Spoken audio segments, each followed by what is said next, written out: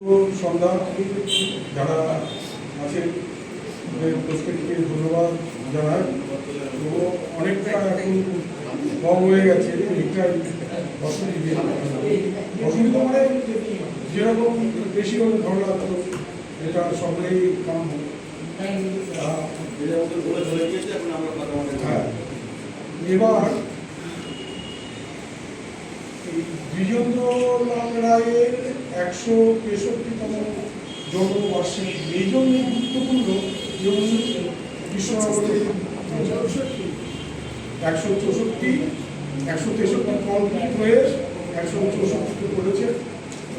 ঘুরিয়ে দেওয়ার জন্য ধন্যবাদ আপনাদের।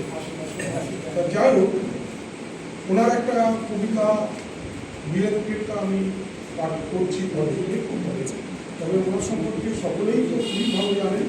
তবুও দু চার লাইন বলে নেওয়া হলো।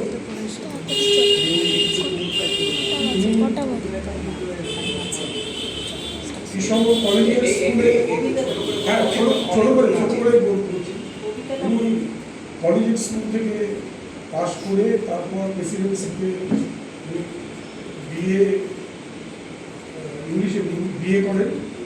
তারপর এমএ কলকাতা ইউনিভার্সিটি থেকে করে নিয়ে উনি স্টাইপেন্ড নিয়ে বিদেশে এগ্রিকালচার পড়াশোনা করে এসে ভারতবর্ষে একটা ভালো চাকরি করেন। কিন্তু চাকরিরত অবস্থাতেই উনি গণ আন্দোলনের সঙ্গে যুক্ত হয়ে যান, বিশেষ করে গণ আন্দোলন।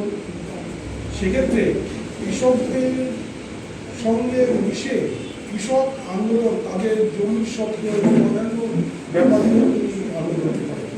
উনি ওনার জীবদ্দশায় উনি অনেক কবিতা গান লিখেছেন, তার মধ্যে 500টার বেশি কবিতা গান লিখেছেন, অনেক নাটক এবং অন্যান্য ছন্দ কবিতা লিখেছেন।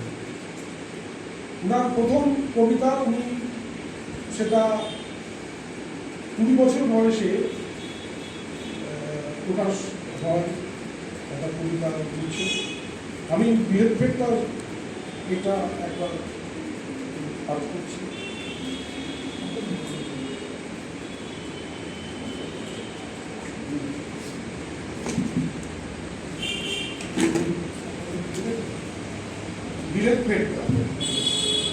আমরা বিলেট পেটটা সবাই, আমরা সাহেব সেবী সবাই, তাই কি করি আচার স্বদেশী আচার করিয়াছি সব জবাব। আমরা বাংলা দিয়াছি, আমরা শিখেছি, আমরা চাকরকে ডাকি বেয়ারা আর লোকে কাছে রাম কালীপদ হরিজন নাম এসব শেখের ধরন, তাই নিজেদের সব মিটা করিয়াছি নাম। আমরা সাহেবের সঙ্গে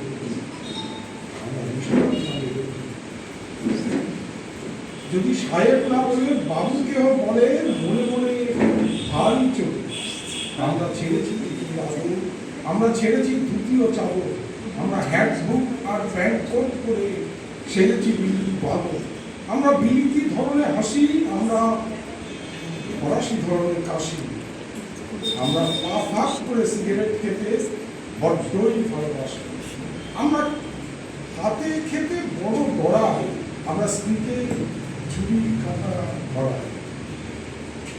আমরা মেয়েদের জুতো মোজা আর দিদিমাকে জ্যাকেট পরাই।